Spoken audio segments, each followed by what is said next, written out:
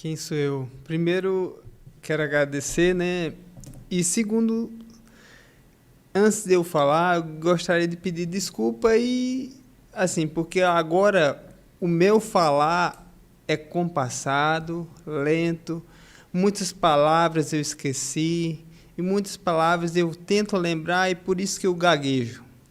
Mas eu, Álvaro, saí daqui de Trindade com 17 anos, quer dizer, eu nasci aqui e saí quase que um adolescente ainda. Fui para Recife, estudei lá, cursei arquitetura e depois, quando eu voltei para Trindade, só passei 7 ou 8 meses e já fui embora de novo.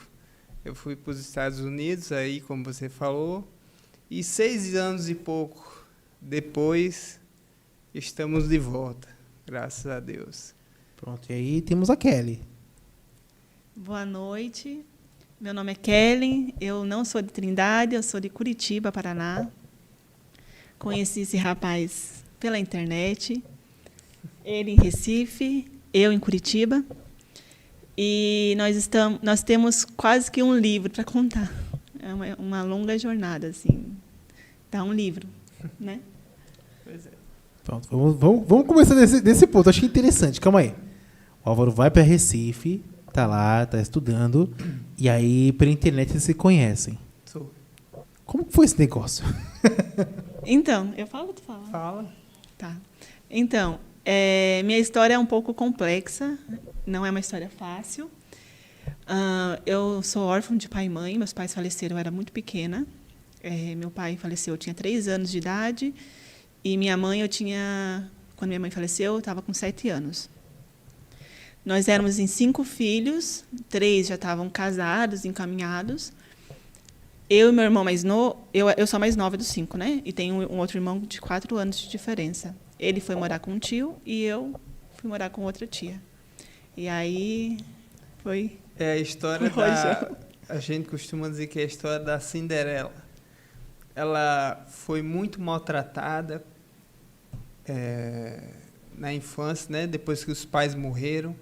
Então, ela era maltratada, ela recebia uma pensão que seria proveniente do pai que morreu, mas tiraram dela essa pensão, gastaram tudo que era dinheiro assim com isso aí. Enfim, depois de um tempo, a gente meio que, pelo finado Orkut, quem é que lembra? É que ele tinha um amigo lá, que era meu vizinho, né? Meu amigo, Trindade, né, o inclusive. Júnior, era daqui de Trindade também, porém ele foi para Curitiba. E lá, a gente conversando, vai ver, você conhece o Júnior, tal.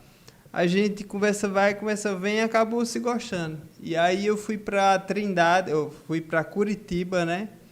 Eu fui na bolé de um caminhão aqui, para conhecer ela. Misericórdia. Foi Foi. um caminhão aqui carregado de gesso. Fui para Curitiba, 3 dias de viagem. Foi uma viagem muito cansativa, mas eu encontrei a minha princesa.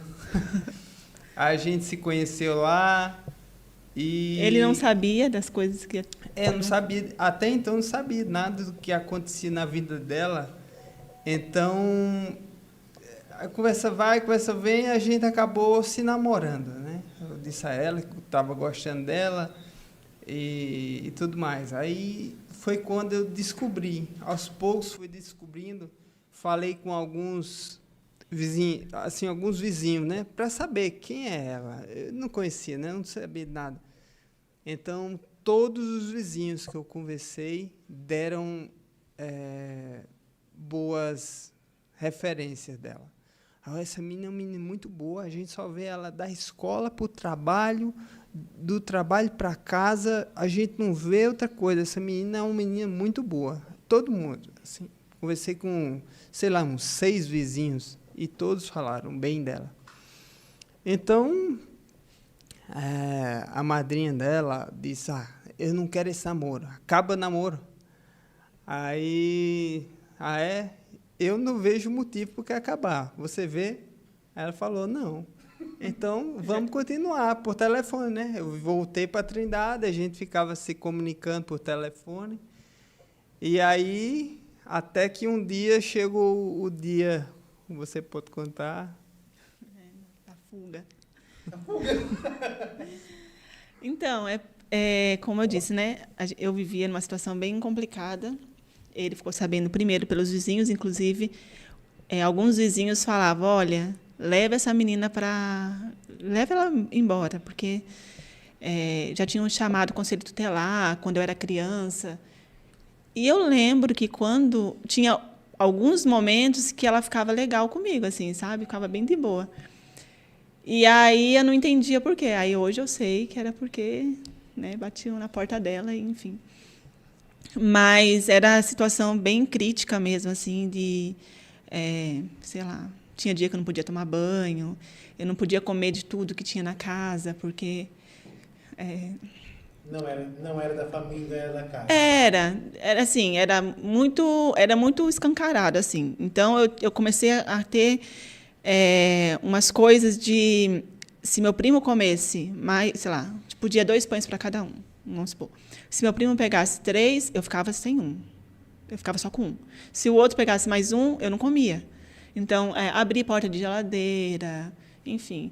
E a organização da casa era toda por minha conta. Então, teve um episódio que a minha prima pediu, não sei porquê, ela nunca fazia nada, e ela pediu para poder ajudar na faxina lá.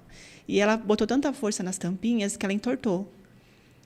Minha madrinha ficou 3 dias sem falar comigo, assim, fez o maior terror psicológico, assim, eu fiquei mal. E era assim, sempre, eu sempre tinha medo de perder aquele ambiente, por mais difícil que fosse, era o ambiente que eu tinha para mim. Sim. Então, a mãe que eu conhecia era ela, eu não tinha mais a minha mãe. Eu não tinha contato com os meus irmãos, porque ela dizia que os meus irmãos não queriam saber de mim, e para eles dizia a mesma coisa, né? E aí eu lembro que quando meus irmãos chegavam, eu me escondia, eu não queria falar com eles, e de certa forma eu queria agradar a minha madrinha, então eu sabia que me afastando deles, eu ia agradar ela.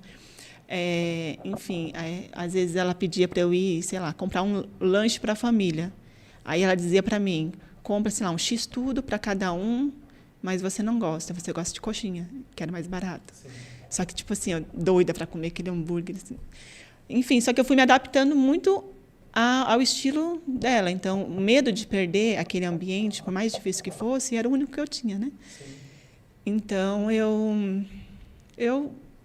ia me adequando àquele ambiente. Né? Pedia para ela, fazia declarações de amor, por favor, me ame, escrevia cartas, ela rasgava.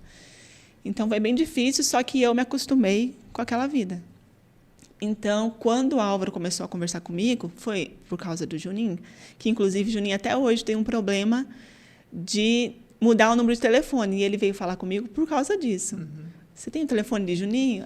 A primeira vez. Eu falava com ela, não era nunca foi assim, na no pior começo, das né? intenções, mas só, menina, tu conhece o Júnior, né? Por favor, pega com ele aí o número de telefone. Aí ela passava. Era só assim, o começo foi assim, né? Nossa. Depois, conversa vai, conversa vem, conversa vai, conversa vem.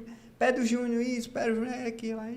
Aí, tu mora onde? Tu faz o quê? Tu faz trabalha em quê? Aí foi quando começou a conversa. E engraçado que eu tinha 19 anos, né? Já era adulta já. E para eu conversar com ele, eu tirava o chip, porque era na promoção. Quem é mais velho lembra, a promoção de 25 centavos da TIM. Sim. Você podia conversar. E pronto, a gente era, né, pobre.